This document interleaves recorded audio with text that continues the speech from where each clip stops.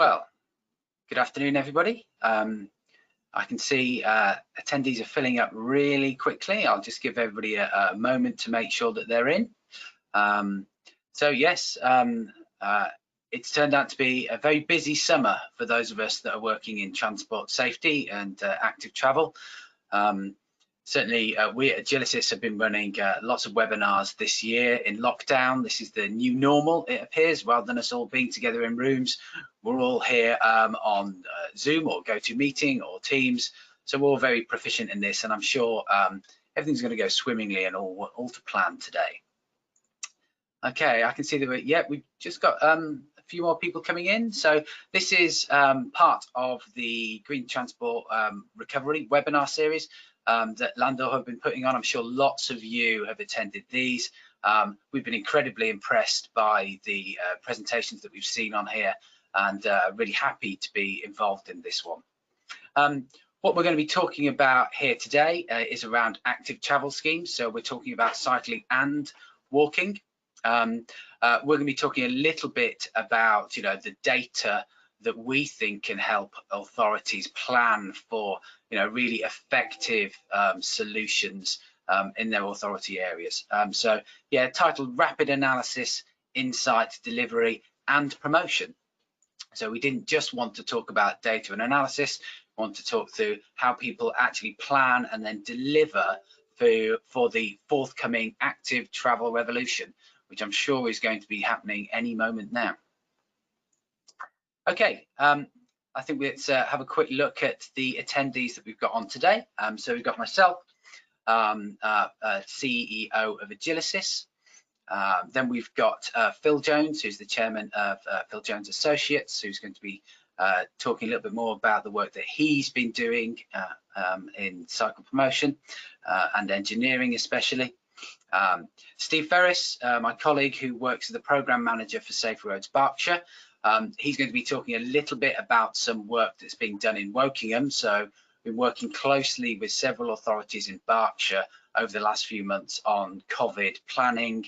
Unfortunately, they couldn't make the webinar this afternoon, so Steve's going to be filling in there. And then last but by no means least, we have Cheryl Evans, who's the Senior Road Safety Officer at West Berkshire Council, who's going to be talking about how we can promote active travel for safe routes to school in September, assuming that they all open, which I think a lot of us are hoping they will be. Okay, if everybody can hear me, I think I'm going to move on. I did have one question in there from Liz saying that she can't hear me. Hopefully it's just a problem with your computer. Please do have a look at those settings. I haven't been drowned by other questions, so I assume that everybody knows it's going to be okay. So yes, if you could ask any questions as you go along, what I'll do is I'll make sure that I take a note of them and then put them to the relevant panelist at the end. So we've got lots of opportunity for questions. Okay, so I'm going to talk a little bit about our Active Streets Assessment tool, which you can access via the website. But first of all, I'm going to help to put this active travel revolution into a little bit of context. So can I have the next slide, please? So it's always nice when you see funding packages announced from the government, especially when they end in as many zeros as this one does. We've heard lots of announcements and talks about funding for cycling and walking in the past, but I think what's happened, what we've seen is a real step change in government as they're finally realizing perhaps that active travel is not only the past, but it is the present and the future of walking and moving around in our towns, in our cities, and even in our countryside. So it was great to see that money has been allocated for local authorities throughout the country to enable us to, achieve a real change in our transport. Next slide, please.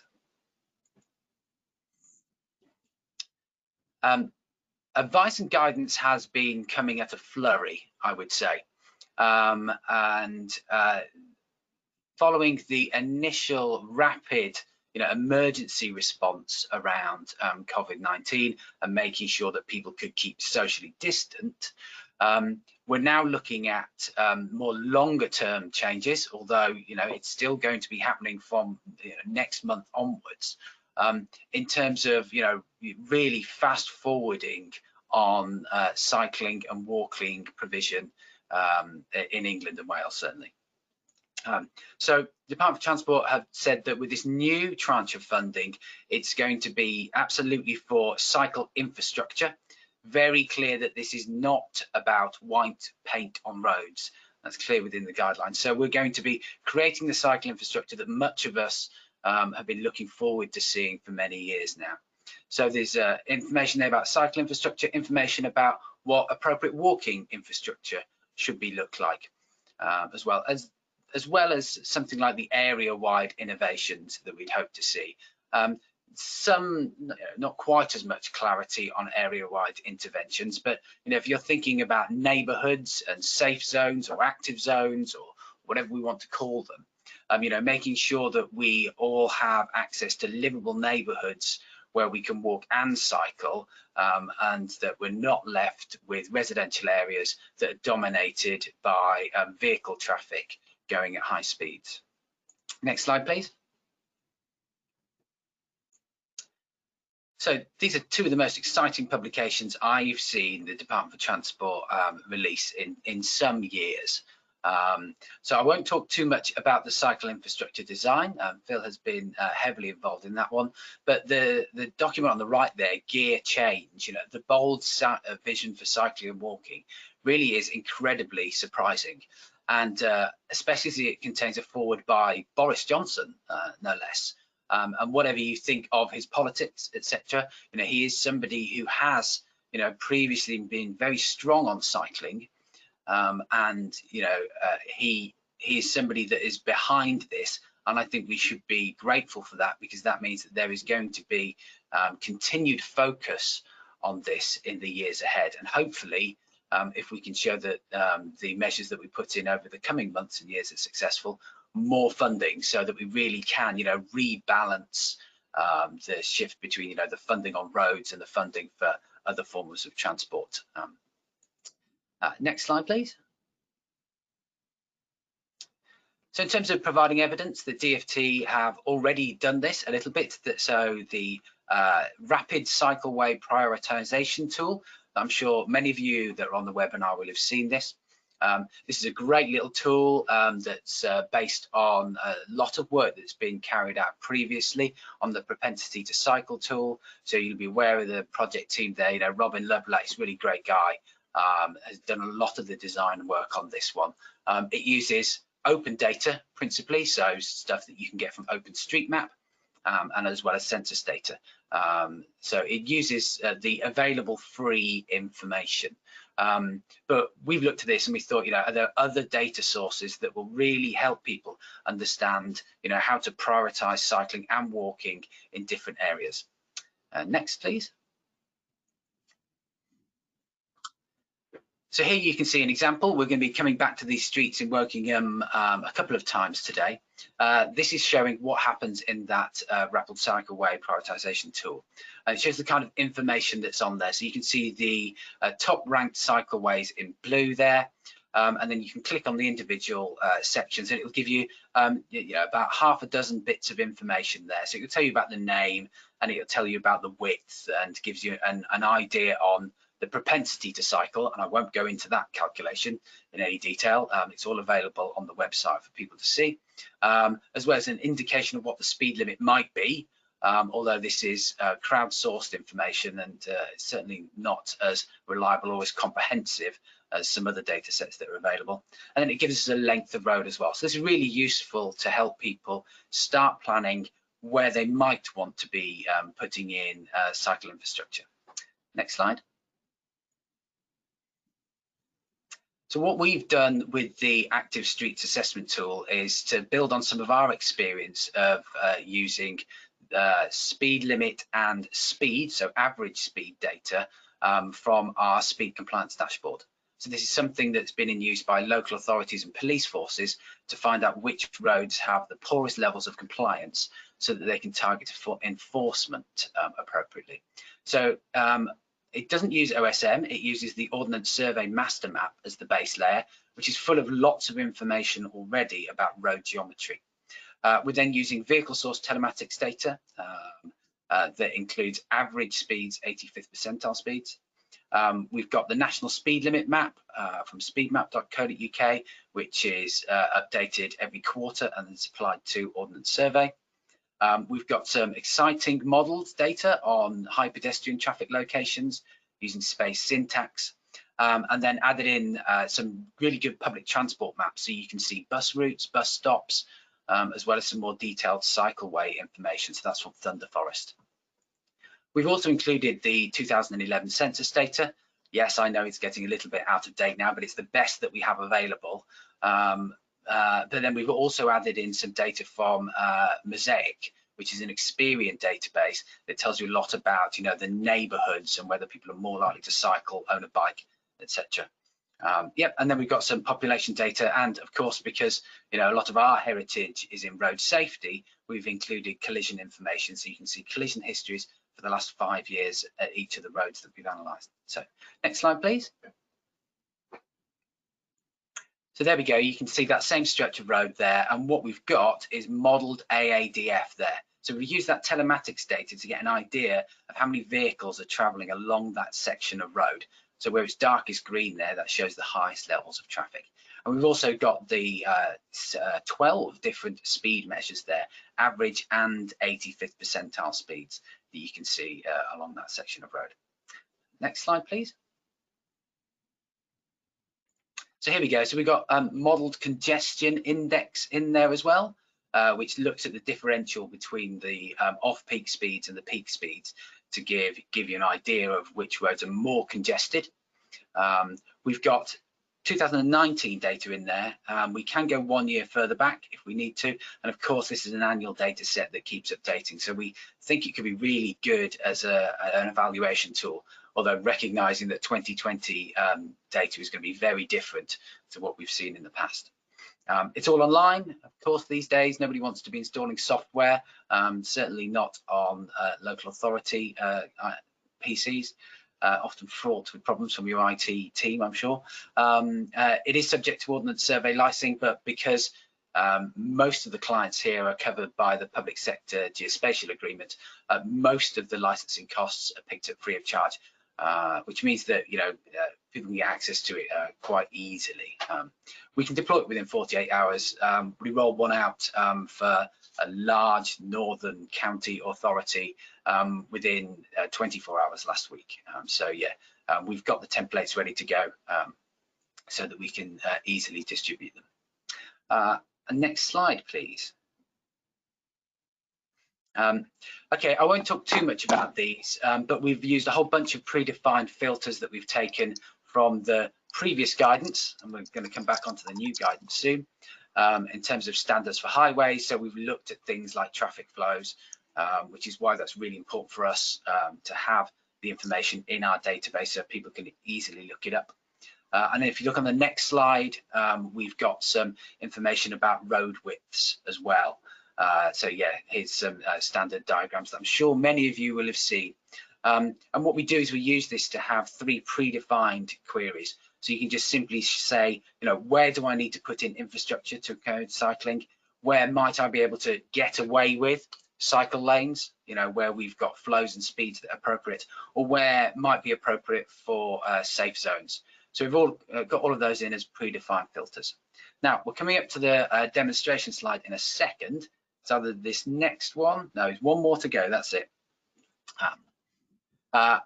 So I was extremely excited to see this in that document that was published last week, that I think makes a lot more sense of the kind of existing information and advice and guidance that's been out there. And this is very much how we've focused the tool. So if you look at those 2 right-hand columns around cycle lanes and mixed traffic, it's the boundaries between the green and the yellow and then into the pink that we're really interested in, is where the different types of infrastructure requirement changes So understanding that with access to a tool that's got the data in there means that authorities don't have to go away and commission surveys, either traffic surveys or speed surveys as well, because it's all there within the tool. So we're really happy that we've designed something that is very much focused on where the direction of travel is going right now. So we're going to go on to the demonstration next. I'm not brave enough to do a live demonstration of it now. So what we've done is we've pre-recorded it last week and then got Steve to do some voiceover on it. So it's going to take a few minutes, but hopefully gives you insight into how it all works, and then we can answer any questions towards the end. So if we could press play on the video now, that'd be great.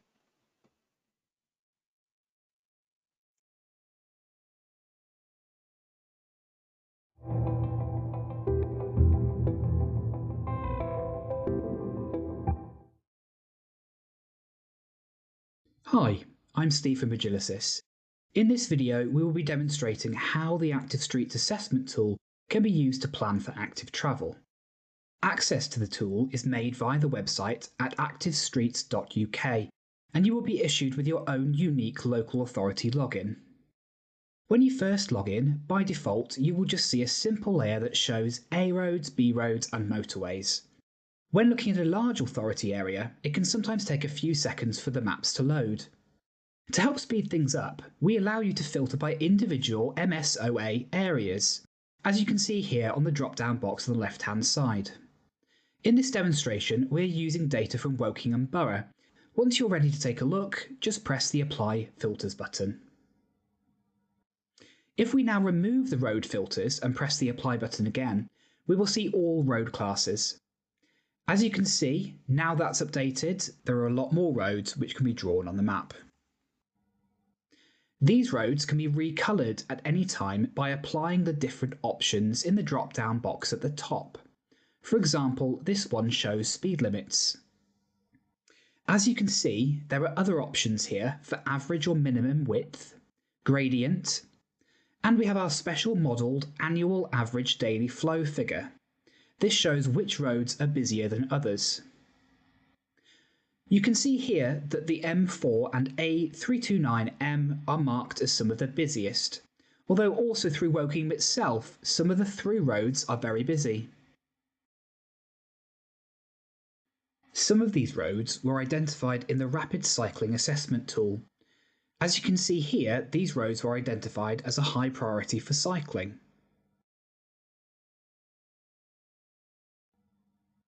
We tried to make this tool as simple as possible, and I've included some filters here for a range of data. Filters such as form of way, road number, or speed limit. We also have various slide filters based on the geometry, the modelled AADF, or other information. In developing this tool, we have tried to align it with accepted guidance. For example, as you can see here in figure 4.1 from the new Cycle Design Guidance, it defines what kinds of infrastructure is suitable. What we're looking for here in this table are the green areas which say which provisions are appropriate. As you can see, cycling which is segregated is generally acceptable. However, when looking at mixed traffic and cycle lanes, there are some problems. It's the balance between these that we hope to demonstrate in the Active Streets Assessment tool. For example, if we look first at the Permanent Infrastructure preset, it alters a number of predetermined filters in the background. And when you press the Apply button, it very quickly filters out those roads which fit the criteria. At the moment, it's showing the Congestion index. If we take a look at average off-peak speed, for example, we can see the areas where speeds are higher, in comparison to this area, which has lower speeds and, as you will remember, is more congested. Let's take a look at an individual road section. Here you can see all of the information for this section of the road. 40 mile an hour speed limit, average and minimum width, average speed, which here you will notice that they are low in the AM peak speeds, and also a higher congestion index, which would correlate. We also have information on collisions, which in this case, fortunately, there have been none. So let's take a look at the road. As you can see, there is already some cycling infrastructure here. However, crucially, it doesn't meet the latest design advice. The road has a 40-mile-an-hour speed limit, and the traffic flow is also high, which pushes it into this pink zone. So the options here are to ideally have a fully curbed cycle track,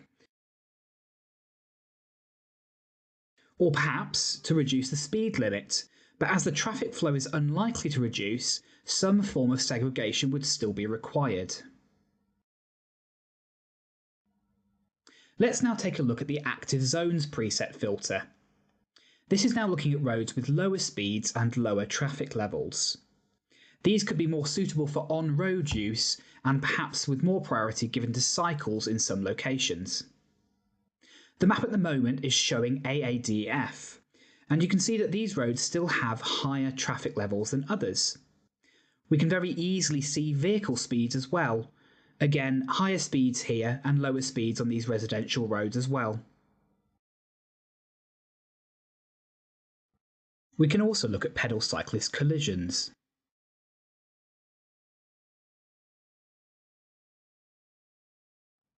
This section of road appears to have a high number of pedal cycle collisions. Although it's only one, fortunately we have very low levels of pedal cycle collisions in Wokingham. If we now remove the main layer, we can apply the other layers, which can include bicycle ownership index,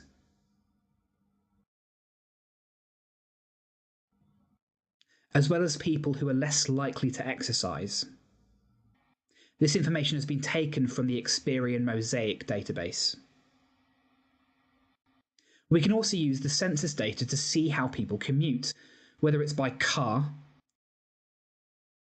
public transport, cycling, or those who walk. If we remove the MSOA filter we applied earlier, we can see this information for the whole borough.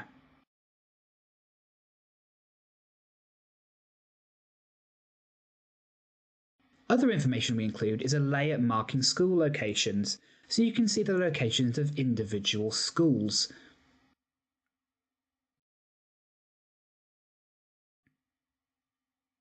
You can also show indicative pedestrian movements, which indicates roads with the highest number of pedestrians.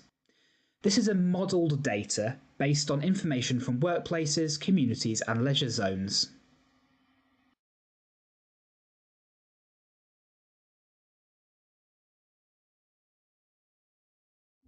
We've also included additional layers, such as a cycle route map, which extends beyond authority boundaries, and a layer showing current public transport routes.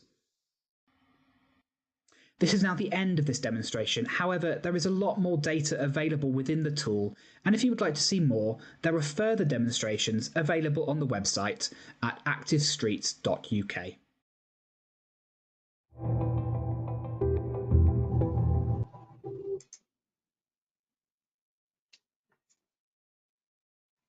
Okay, thanks for watching that video. Hopefully it explained in a little bit more detail some of the concepts that I was talking about a little earlier.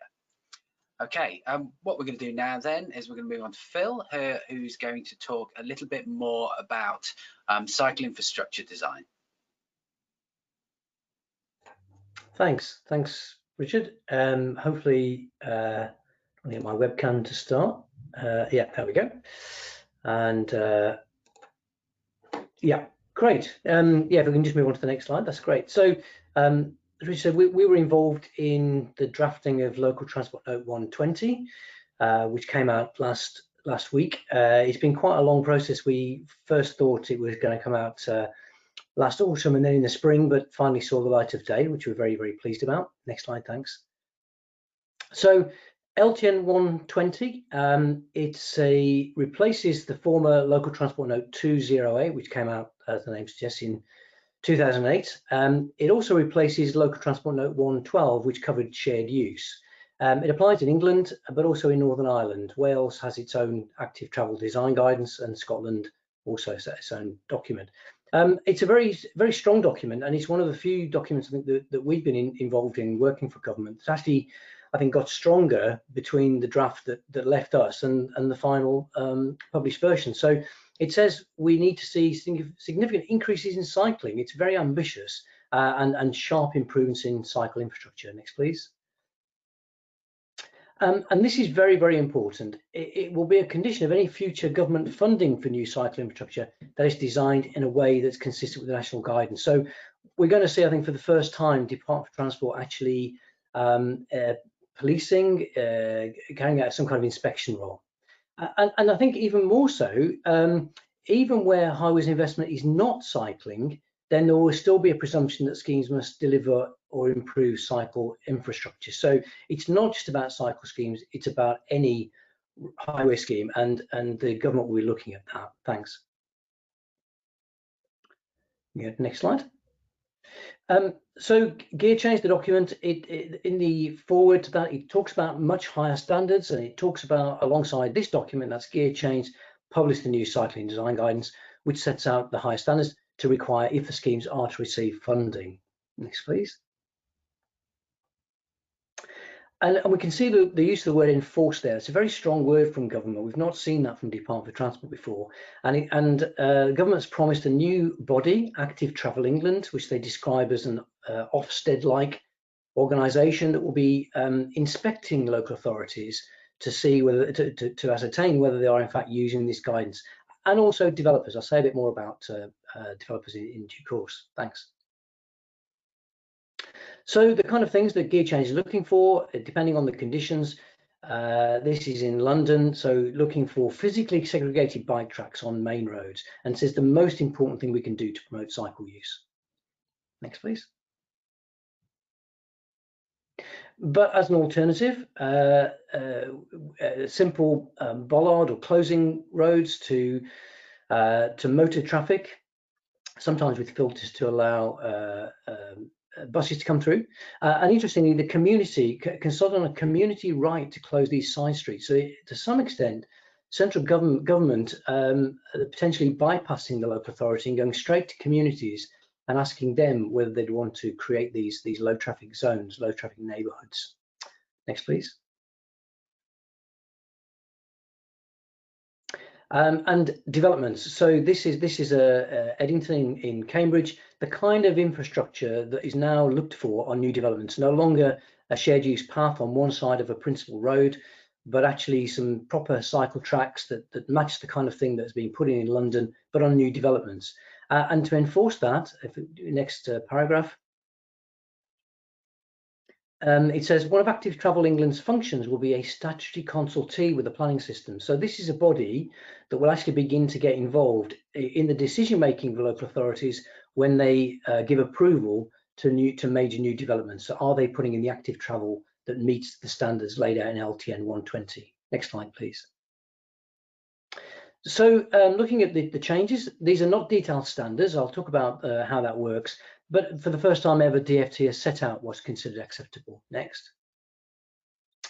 Hierarchy of provision. The old document had a hierarchy of provision which said that the best place for cycling is on the carriageway. It no longer says that. It says that there are different ways of meeting the need of cyclists depending on conditions.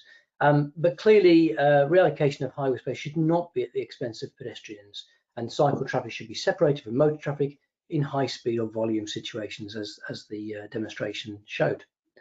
That separation at junctions, it hasn't previously been covered. We've not seen the level of detail for junctions that we now see. Next, please. And a strong emphasis, as you can see here, we have recumbent cycles, strong emphasis throughout the document on people who are perhaps not the normal image of a fit cyclist. These are older people, people with disabilities, children being encouraged to cycle. Next, please.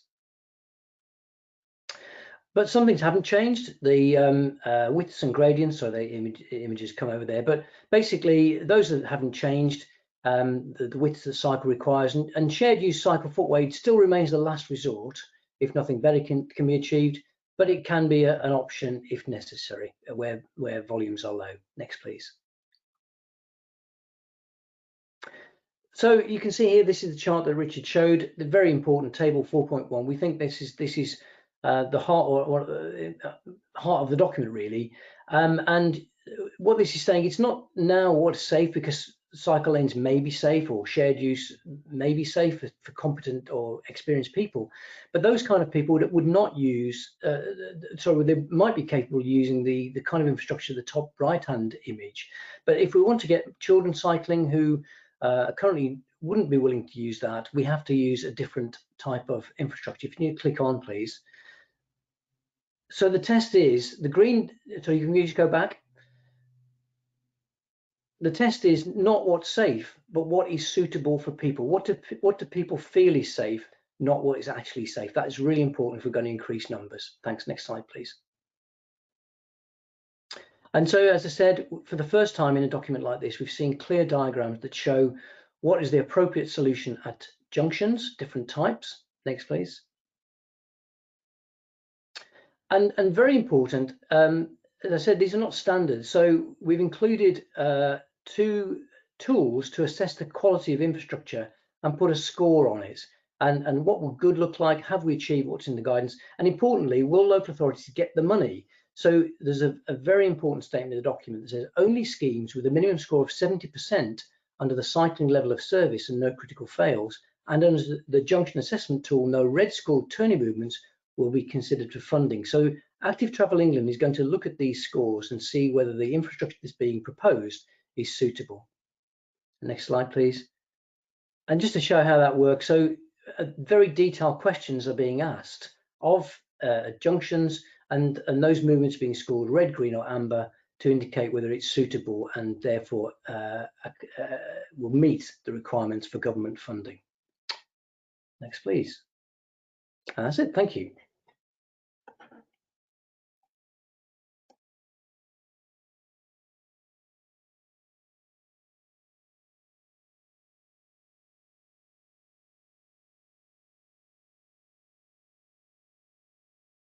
Hello, right. I'm just going to take over from there. Thanks, Phil. Just a reminder to everybody that if you do want to ask any questions, do that in the questions box, and we will be answering questions at the end.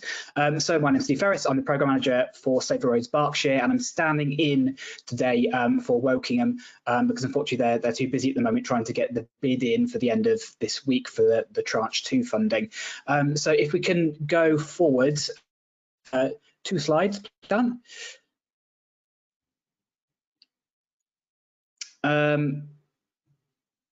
So you're going to become intimately familiar with. So on the next slide, we see the road around Wokingham. So this is a one-way system that runs in a circle around the very centre of Wokingham. Wokingham is a market town. It's just had a lot of redevelopment and sort of a new investment in it, cafes, restaurants, and a number of shops. And this is the one-way system which serves around the town, but also more importantly, off to the spokes that come off it. They are the direct links that run from the neighbouring towns of Bracknell, the A329M and the M4, and then across to Reading and across to the A4, which is, you know, 2 large centres of employment. So it is quite a busy road. As we see here, we're just looking at the speed limits. All these roads are marked as 30 miles an hour. The one that we're going to be paying in sort of particular attention to is that one running across the bottom. So I'm going to call it the smile of the road. So this is Peach Street. So if we have a look at the next slide, we've got the speed compliance data for this section of the road across the bottom. So if we look at the average speeds, they're all fairly low. If we have a look at the 85th percentile speeds, these are higher. This is a product of the way in which the telematics data works out speed based on congestion. So the congestion index for this part of the road is quite high. It is a busy road, as you will see shortly, which means that vehicle speeds the average compared to the actual speeds that people travel at. But crucially here, if we look at the 85th percentile and we look at the peak speed, so AM peak, PM peak, these are below 25 miles an hour. So this data was used as part of the COVID-19 rapid response. And if we move on to the next slide, we should see the flow data as well for this section of the road. So as you can see, flow across the bottom, across Peach Street, is still fairly high. So that colour green index is showing about 16,000 vehicles.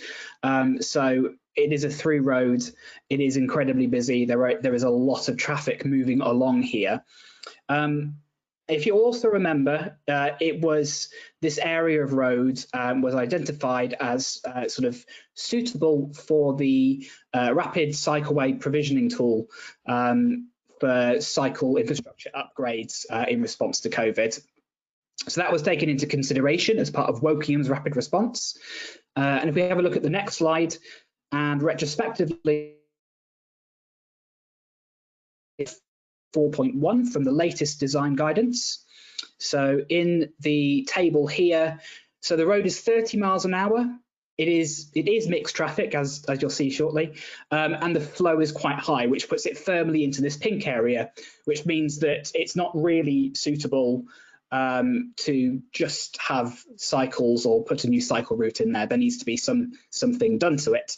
So if we have a look at the road, have a look at this section in the next slide. So this is from Street View. This is as you were entering that one-way system from the right-hand side. So this is coming from the A329M into that one-way system. So you see that there's it's a single lane traffic merging with another lane in that one-way system as well. 30 mile an hour limit.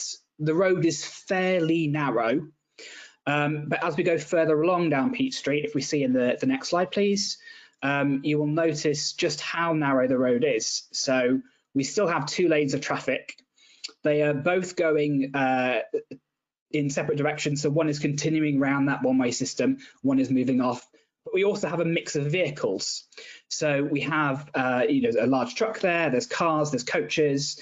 We have pedestrians as well, walking on a not very large path there along the side. We have shop fronts. There are also parked vehicles down in the distance there. So it's a complex road environment, and certainly not suitable for just sending cyclists down. So as part of the rapid response to COVID, thinking about increasing social distancing, the size of these pavements were obviously not suitable to have any amount of social distancing when it was at the full 2 meters. So what Wokingham did as part of their response, if we have a look at the next slide, is they took one of these lanes and just coned it off for increased social distancing, but also by mixed modes. So the idea was that you could walk and cycle in these areas. And the other thing that they also did was they lowered the speed limit. So they reduced the speed limit along here to 20 miles an hour. Now also, during COVID, the traffic flow would have been much less than at normal times. So they were able to do this, they were able to test it. I'll talk about evaluation in a second. But this was their response initially, and they had hoped to keep it throughout as a legacy, sort of beyond COVID once things started to improve. But the issue, political pressures, as traffic flows returned to a more normal level and congestion became an issue. As you saw, it's a very, very busy road. If we go back up 3 slides, please. So that first one showing the lanes merging. What they actually had to do, because they moved off, they sectioned off one lane of traffic on the left-hand side. Here in this slide, you can see that where that van is joining into the one-way system and merging, they had to put traffic lights there. And putting traffic lights there meant that traffic began to queue. This was even during lockdown and with reduced traffic numbers, with reduced cars and vehicles on the road. It was causing a lot of congestion. So there was understandably a lot of political pressure to have this removed. So that's what Wokingham had to do. They lifted the barriers. They weren't able to put in rubberized barriers. However, they have maintained the speed limit of 20 miles an hour. So if we can go forward 4 slides, please. So comparing this again to that response was, so what we're looking for is anything in the green is good. So they reduced the speed limit along that section of road to 20 miles an hour, and they put in light segregation, so temporary segregation. As that segregation has been removed, but the speed limit's still at 20 miles an hour, it puts it into that the pink and yellow area of mixed traffic, which means that it's not really suitable anymore for cycling, which is unfortunate. So very last slide, please, from me. In terms of evaluation and monitoring, this is where Wokingham did a fantastic job. They used an AI company called Vivacity, I'm not quite sure how to pronounce it. And this uses camera data and artificial intelligence to identify different kinds of road users. So it's able to identify truck, bus, car, cyclist, or pedestrian. And it also maps how those road users interact with the environment. So they were able to monitor the path of choice for pedestrians in and around this temporary infrastructure change that they had made. Unfortunately, I don't have the actual results from Wokingham to show you, but what they found was how pedestrians were interacting with the increased space, whether cyclists were using this new mixed area for cycling, or whether they were still cycling on the road. Also quite useful for looking at desire lines. So when you're crossing the road, seeing how people interact with new pop-up infrastructure. And this data is what they've used to determine whether they need to look at more permanent infrastructure changes, or if they're going to experiment in the future with other pop-up infrastructure. This will be the method that they use. Very, very quick, I know time is limited. Again, as I said, if you have any questions about this, I will do my best to answer them. Please just put those in the question box. And I think now I hand over to Cheryl.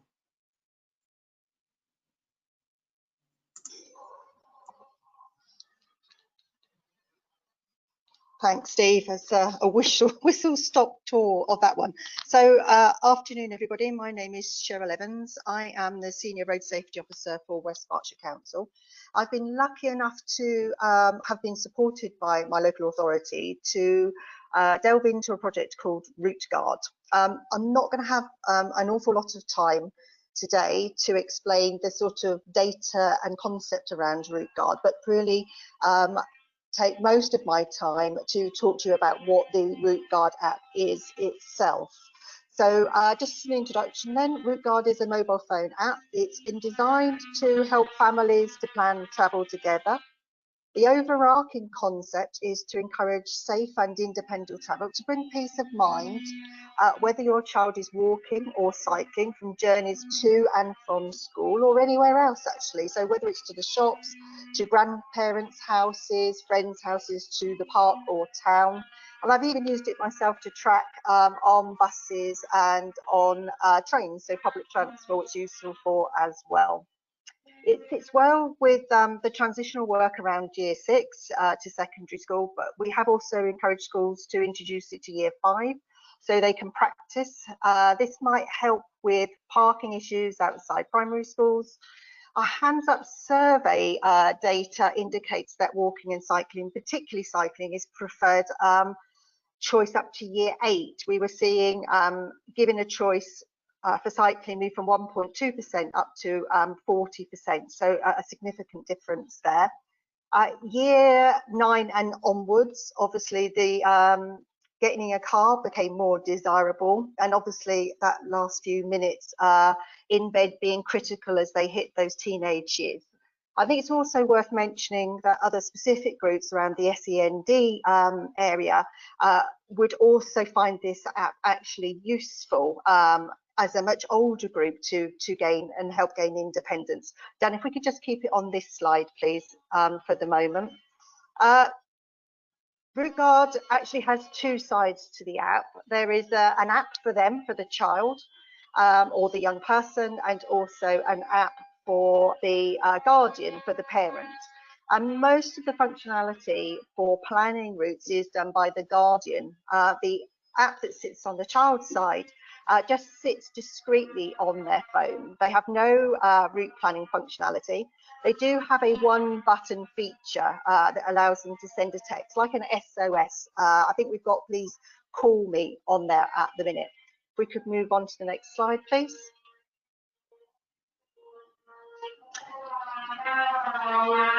Next slide. Thank you. So setting up, once it's downloaded, what happens next is that you're creating safe zones, so areas that you are happy for your child or young person to be. It can be created in 3 different ways: circles, so like geofencing, home, a school, a friend's house, in lines that then connects them with routes, whether that's road routes, off-road routes, like I said, train tracks, I've done that myself, or a free form shape in polygons, whole areas where there's, you know, parks, villages or towns that you would like your young person to sort of be only to go to. It also allows the route guardian user to check the location in real time. And interestingly, parents' feedback states this activity is significantly reduced as trust is gained. So young people look at this as freedom, independence, not Big Brother. And actually some welcome the security that parents know that, where they are. So once you are set up with each of these safe zones routes, you would assign a day of the week and times, and that can be adjusted at any point. So you might want to do the home to school route and set that, you know, Monday to Friday in the morning.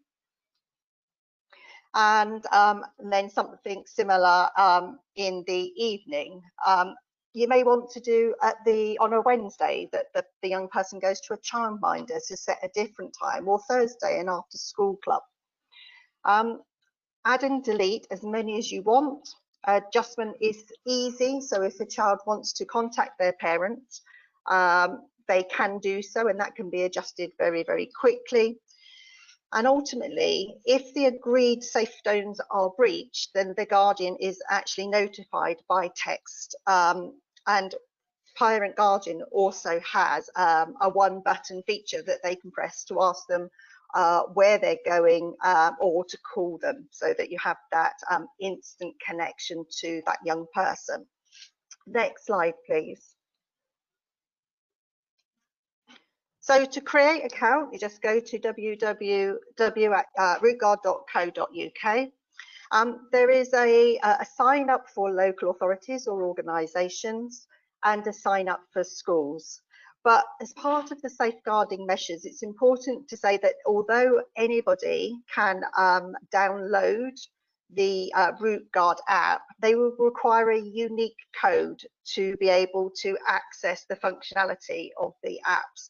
So this unique code is only accessible to verified authorities and organisations and schools. And they actually become the gatekeepers to this unique code. So as a local authority, you might want to share that unique code with your internal teams to help them with the promotion. So I've shared that code with my educational team, also with the school transport teams, our Senko and fostering departments, our schools admissions teams, transport appeals teams, just to name but a few. The school would register and get their own unique code and share that with the school's community and the parents.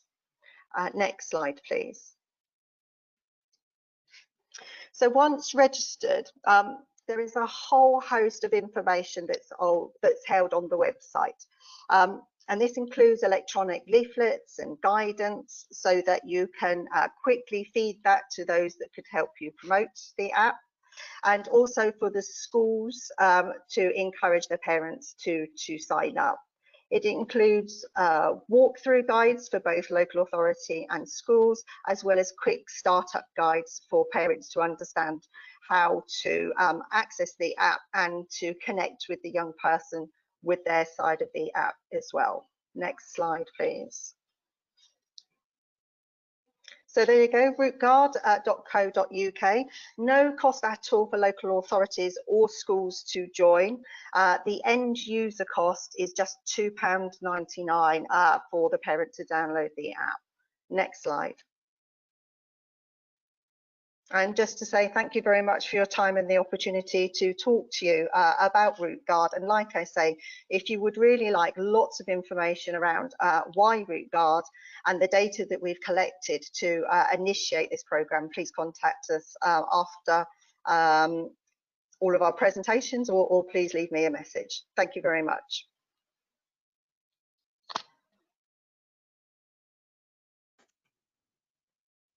Thank you very much, everybody, Steve, Cheryl and Phil. Now we're going to move into the Q&A section. So yeah, we've got quite a few that have come through, some for everybody that's been on here. There's some quite technical ones here as well, Phil, that are on design guidance, and I think I'm going to leave those ones to you. So there's one up here first of all, which is with the new design guidance, is there a presumption not to use wide bell mouth junctions? Some highway authorities still insist on wide flares at junctions for refuse vehicles, etc., which messes up cycle track side road crossings. Yeah, I mean that's a problem anyway. I think, you know, it was covered many years ago in Manual for Streets and then Manual for Streets 2. So it's been long part of government guidance that tightening up side junctions is good for pedestrians, even and cyclists, even if there are no dedicated facilities, because it reduces the speed of turning traffic. An awful lot of pedestrian and cycle collisions happen at side roads. So even without dedicated infrastructure, it's a good thing to tighten those up. But yeah, with the change to getting one of the key pieces of advice in LTN 120 is if cyclists are taken off carriageway onto a cycle track, then they should be given priority over side roads, because otherwise, if you ask cyclists to give way at every side road, then competent cyclists won't use the cycle track, and it just creates division. So if we're going to provide cycle tracks, they have to have priority, and to have priority at side roads, that necessarily means slowing down the turning vehicle, which means tighter corner radii. So that is something that I think should be coming in anyway. Okay. Let's have more of a policy question now, and I think this is probably one for you to answer as well, Phil, although I'm not sure how many of us actually know the answer to this one. So the new role for Active Travel England is an interesting aspect of the new guidance. Do we know much yet about the remit and the way that they will interact with local authorities? Are they enforcers or are they enablers? That's a really good question. I mean, we've only seen what's in gear change, but previously Active Travel England was announced, and I think Grant Shapps did use the word enforcement in an earlier document. So it's perhaps a kind of Cycling England, when that existed before that was abolished, I think in 2010, was it? That was more of an enabler and encouragement, working with the willing. I think Active Travel England is perhaps a step on from that, and he's saying, well, even though those authorities are a bit less willing, then it's still going to try to influence them with the tools that it has. So it's going to be really interesting to see that, but that seems to be the direction of travel of government. I think I've got one for you here, Cheryl. So from your local authority perspective, given that the latest government guidance is very keen on a shift change in cycling facilities, how do you think we can ensure that we get political buy-in from members to support these changes. It sounds like you've been successful in getting political buy-in for lots of your work. You know, what advice would you give to people who want to promote more cycling and walking? I think, can you hear me all right? I know we've had a bit of feedback. Yeah. I think persistence is the key. I think it is just through hard slog and using evidence-based stuff. So as you know, we're obviously use a lot of the Agilicis, cycle assessments tools, and it's really providing them with the insights and the background to that to make them understand better that we have to all work together to actually get this going. So yeah, hard slog really, and just to make sure that you evidence and monitor everything, which is really important. Another one as well here, somebody has put on the chat, would teenagers really want their parents to know where they are at all times? Like I said really in the presentation, our evidence states to us that independent travel is quite key up to key stage 3. I don't expect route guard to really go beyond years 7 and 8. Our hands up survey shows definitely from 8 to 9 their interest is much preferred is getting in cars with their mates and different forms of transport.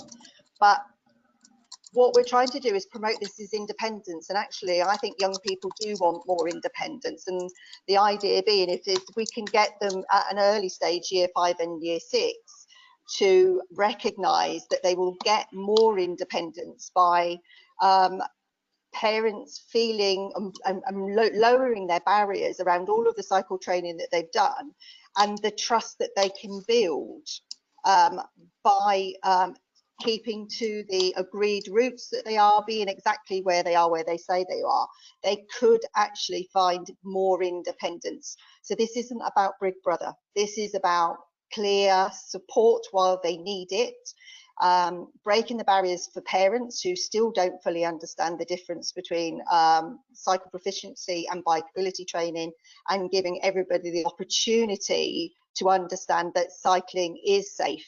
And they are able to get from A to B safely and do that independently. And I think that's really important. This isn't about Big Brother. This is just giving them opportunity to practice the skill that they've been given.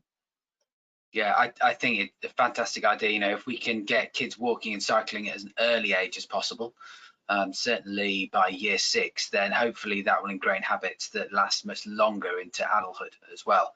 I do wonder whether a lot of the problems that we've had over reliance on transport has been, general degradation in, the ability of parents to, or the willingness of parents to give their children freedoms to walk and cycle a lot more. Obviously, I remember the good old days of the 1970s and 80s where, you disappeared off for a very long period of time. That's probably why I'm still cycling a lot. Hopefully, we can get more kids out there being active. And if you have to have an app on the phone, then perhaps the way that we do it in 2020. There we go. Phil, I've got another technical one here.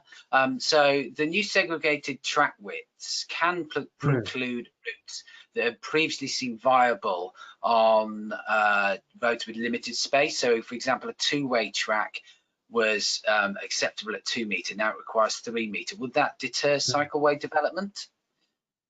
Potentially. It is always very difficult, isn't it? And there's a real kind of fine line to tread.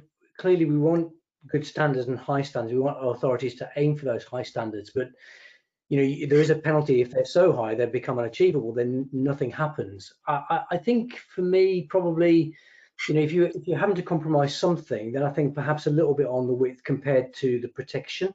I think that's what we've learned from attitudes, because we're not designing all this for cyclists. We're designing it for people who would like to cycle but are currently too scared.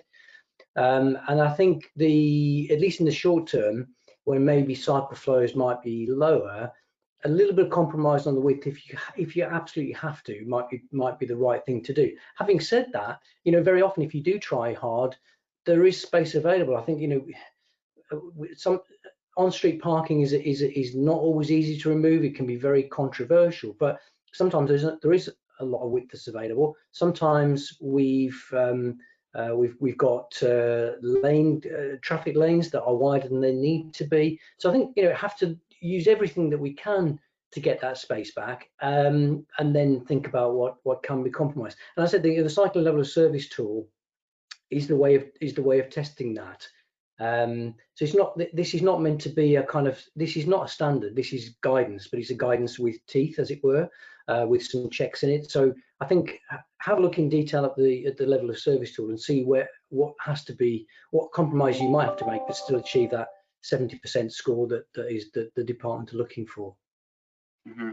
Yeah, another question that's come in that's very similar. Somebody saying that they fear that the new stringent guidance or guidance with teeth may achieve the opposite of its good intentions in areas where local politicians don't want to penalise the motorist. So cycle schemes won't even be considered. Do you think that's a real risk? I suppose it is, but I think in those areas, is anything happening anyway? You know, I mean, if you have local politicians who don't want to do anything, then it's not as though we are creating lots of good cycleways now in those places. I think the worry is that in the past, with the emphasis maybe on shared use facilities that don't have priority at side roads, money gets spent. Politicians maybe, or officers, think they've kind of ticked that box, but it does very little to raise the number of people cycling. So it's almost, well, maybe in that situation it would be better to be honest and do nothing than kind of waste the money on something that's ineffective. It is really, really difficult, I accept that, but I think we kind of know now from places like London and other cities.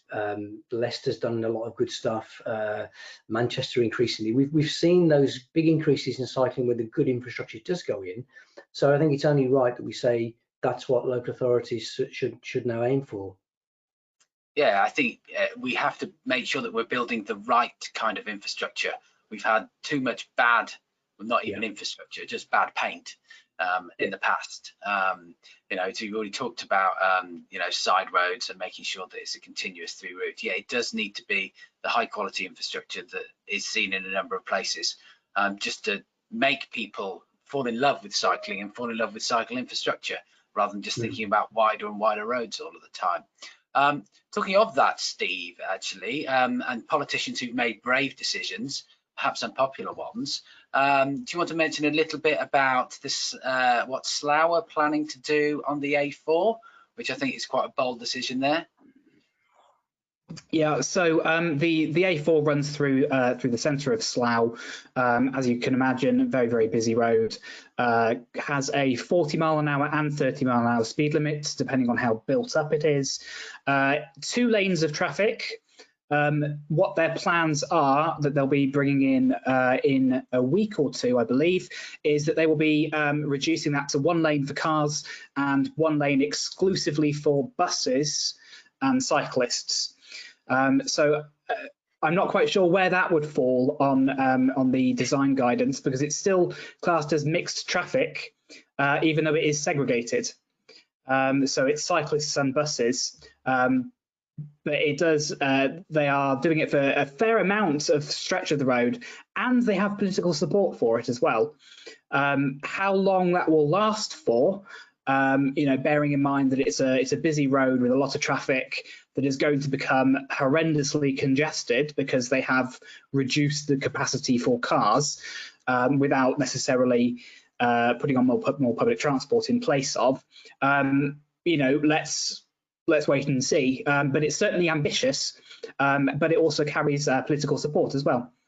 I mean, so the LTN does say that in the past, again, that's another point of difference with LTN 208. It did kind of consider that bus lanes were an acceptable form of cycle infrastructure. LTN 120 says they're not.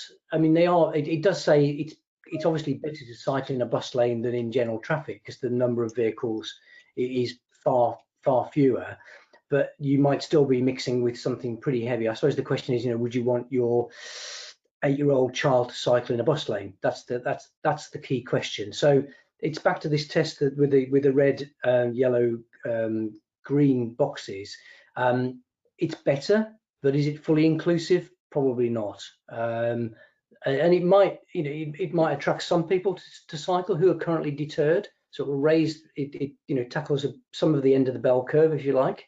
but it doesn't get you to that vast majority of people who simply don't want to mix with heavy vehicles at all. Mm-hmm. Yeah, I mean, if you think about the rules on what safe cycling looks like from a safe system point of view, so you know, the approach that's been taken in a lot of Scandinavian countries, that talks about where there are large numbers of VIUs, so pedestrians and cyclists, on the road network, then you can only have speeds of around 30 km/h, 20 miles per hour. So, you know, I suppose if you introduced the shared lane and you reduced speeds, and maybe you had, you know, intelligent speed adaptation on the buses so they can't exceed 20 miles per hour. You know, there's this big link, isn't there, between, you know, sustainable travel, green travel, and road safety. You know, interested in the opinions on any of you as panelists. You know, which one of those three is the bigger trigger, is the easiest sell into a local authority? Shall I take that one first? So I think here, and it's something that I spoke about today, is that I believe that the quickest win is to increase public transport initially. It's sort of the gateway into alternative forms of travel. So you increase public transport capacity, and then people then take the next step. It's a sort of a gradual process that people need to go through, rather than just making a fundamental shift in the way that they think and the way that they travel. And that certainly works from the green point of view. If you want to take from the health point of view as well, it's just that extra step beyond.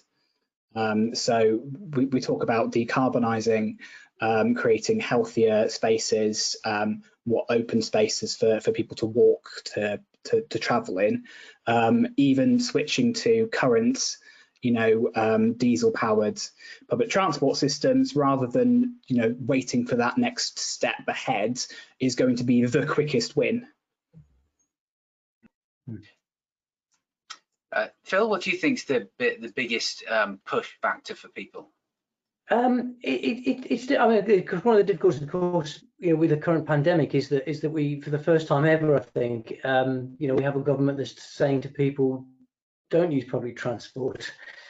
So, you know, it kind of depends on how long the pandemic lasts. I think there is a problem at the moment of if you use a bus or a train, you have to wear a mask, and understandably so. That's the right thing to do. But it does mean that we have this potential that's actually going to make public transport much less attractive, at least in the short term. I mean, it is very, very interesting. We're doing this on webinar software, and a lot of people will still be working from home. Are we going to see a suppression of peak hour travel? I was looking at some stats the other day, and it suggests that while in the daytime traffic is back up to fairly close to pre-lockdown levels, the peaks are still quite, you know, well down. So, you know, is there still spare capacity at the junctions that could be give some opportunity for reallocation of road space, and maybe that's going to persist for a little longer than we first thought. I mean, it's going to be really interesting to see that. We've obviously seen a big rise in road traffic, but is it plateauing now at around 80–85% over the day? That appears to be the case at the moment, and the peaks, I think, I don't know if there's any information from Berkshire that you've seen that, but it seems that peaks are down more than that. Yeah, we've done quite a lot of analysis of the data. The peaks are definitely down. It'll be, you know, what happens in the months to come, especially with vehicle speeds as well, which we've seen increase. Actually, we've had quite a few questions come in the last few minutes about the Active Streets tool itself, Steve. So people have asked about annual updates. You know, is that going to be coming into the future? Yeah, sure. So annual updates, the data that comes in from a variety of different sources. So a lot of it is telematics based, and this comes through and is updated annually. So anybody that is signed up to it will get annual refreshers of data. The same goes for collision data, speed and the modelled data that comes from all of that as well. So flow data, for example. Yeah, some questions about, you showed the chart that's showing information about communities in there. Do you envisage that being used to plan networks and infrastructure, or more for education campaigns and things like that? Well, I mean, it could be used for either purpose, actually.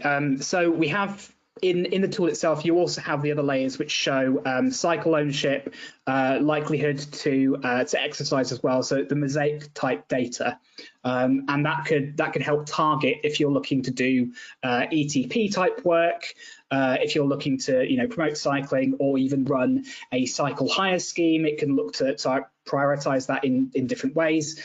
Or if you're also looking to do sort of school travel planning, which is another thing that I've been going on about, which is a much more critical thing at the moment. What with schools supposedly going back to normal as of September, however, transport systems will not quite be there yet. We're going to have to promote more active travel to get kids back to schools. So the safe zones preset, which is the one that we looked at in the video, looking at safer residential areas, you could use that to prioritize or determine what the routes are to schools. So active, safe routes, safe highways, whatever terminology you want to use there, and have that with some sort of priority. So I know that Cheryl is also doing some work with that data in mind, looking at school streets. So looking at which school roads, which sites are more suitable to put in different measures for not closures, but the different ways in which those roads work for residents. And I'll leave Cheryl to talk about that one.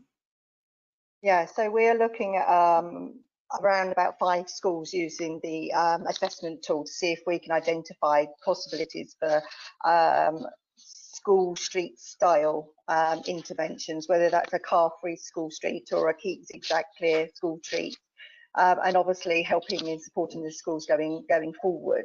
So it's an interesting time. I think one of the other things I just wanted to add previously as well is there's a lot of our work and resident surveys has brought up more leisure activities around cycling and walking, rather than using that type or that method, utilities as getting to work. So I think that's probably slightly disappointed that there's so much emphasis on the infrastructure to get to work, when to keep up momentum for those that are interested in walking and cycling has fundamentally been identified around leisure currently. And that's one of the things that we're certainly talking to our members about, because there needs to be something on that level to get them to the next step. And I think that's been sadly missed. Okay, Steve, you had a quick point? Yeah, sorry, just to also jump in on that point as well. I think actually, what Cheryl says is absolutely true, that it's greater than just talking about transport. Transport is no longer just, about roads or getting people to places. It's now, it falls under environmental, it falls under public health. It is actually, it's a multidisciplined approach that needs to be taken here, especially when you talk about active travel. But it is, one thing that fits into a much greater, sort of transport sphere, where leisure travel is, has huge benefits for general public health, even though it doesn't serve the purpose of, commuting to a place of business. And the times at which it happens are totally different to, when things are busy and keeping the country moving and all of that sort of thing. So, it's a multidisciplinary approach, and we need to remember that and start thinking about that and start, having those, or make sure that we're still having those conversations with people who are working in similar at the same angle. Okay. Getting towards maybe just comment on the I mean, I think you're right, Cheryl. Leisure cycling is clearly very good and healthy. I think the issue perhaps is that that has typically been perhaps the more committed cyclist and perhaps not as representative of the general population, who are more tolerant of road traffic. And yes, of course, that can and should be extended to wider types of people as well. But if you like, if a cycle trip then also replaces a car trip, then it's kind of the double benefit. The person cycling clearly gets the health benefit, but there's also then the health benefits and the reduction in data benefits from the car trip not taken, as it were. So I think that's the kind of the justification is for that double benefit really around that. But yes, I clearly accept that leisure cycling has huge benefits as well, and can be perhaps a gateway into these other more utilitarian types of cycling. Yeah, I mean, I think that's what we saw in the last big cycling peak, just after the 2012 Olympics. There's lots more leisure cycling out there, but it didn't necessarily result in more long-term commuter traffic use. And I think because of the COVID pandemic, there's the emphasis on getting people cycling. So hopefully, now we did a lot of our leisure cycling during lockdown, we'll now remember that it's an effective way to get to work, and with hopefully lower traffic levels than we've seen before, even just some small percentage points could make a big difference. But then also there's the fear of using the public transport, which is a different kind of factor that's pulling in. Just a very quick point there. And the other thing to bear in mind is that I had a look at some of the National Travel Survey data. We obviously, as transport planners, we've focused very heavily on the commuter before, because that's the peaks and that's when the network is the most under stress. But it is only about 15% of journeys are commuter journeys. So a huge number of journeys are made, just for shopping, for visiting friends, for leisure, all that kind of thing. And so, it's not just a kind of commuting or leisure. There's an awful lot of journeys that are made by car that that could also be made by cycle. Okay, there's one final question that I'd like to leave off. So there's so many that I couldn't get to answer, and we are running out of time now. So one here to finish off on, which is an opportunity for us all to have a quick comment on. So the tenor of the new policy and technical guidance seems to have some genuinely long-term ambition, rather than being about just this immediate response to the current pandemic. So do we feel, in 30 seconds or less each, that we are now turning the corner and we genuinely want to achieve in this country levels of active travel such as those that we see in leading northern European locations? I'll go with you, Phil, first of all. Do you think we've turned the corner? I think we already. It's really interesting. I think in some cities we already have. I mean, Cambridge never lost it. Cambridge has always been a cycling city, and really has kind of rediscovered itself and is now investing in infrastructure. London, you could probably say, has become a cycling city over the last 10 years, and maybe Manchester is, a few years behind them. And even in my nearest big city, Birmingham, is investing in cycle routes now. So I think we are seeing it already in quite a few places. We're perhaps seeing it less in the smaller towns that are quite car dependent, maybe wealthier places, and Wokingham might be an example of that. So I think it's a gradual process. So I think we will get there, but it is going to be more in some places than others, I think. Cheryl, you've been attending events trying to convince as many people as possible to get out cycling and walking for a number of years now. Do you think it's going to be an easier job? I think we have turned the corner. I certainly think members are listening. I think we've got the political and central government support to push things. I'm certainly getting involved in things in these last 3 or 4 months, which are quite exciting. Before, it's always been if I've got time to do it. So it's been a very important time and a really good opportunity for us to sit back and think about what can be done and to be slightly braver. And the next steps really is just to make sure we keep pushing forward.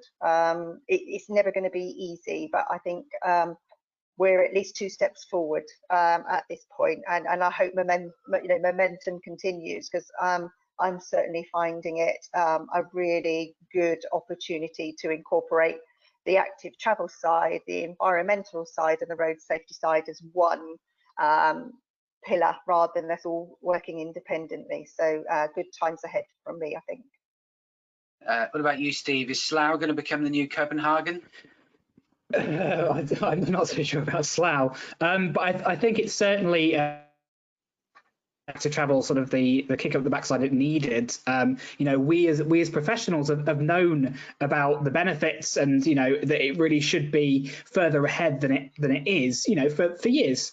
But the situation has created more of a demand for alternative forms of travel, which means that, you know, it's given it that kick to actually get it further down the road, pardon the pun, than, you know, that it would have otherwise, you know. But as Cheryl said, the key thing is momentum, keeping that up. I think the world is going to change forever in, you know, in a number of different ways, and we need to just make sure that you know, active travel remains on the agenda.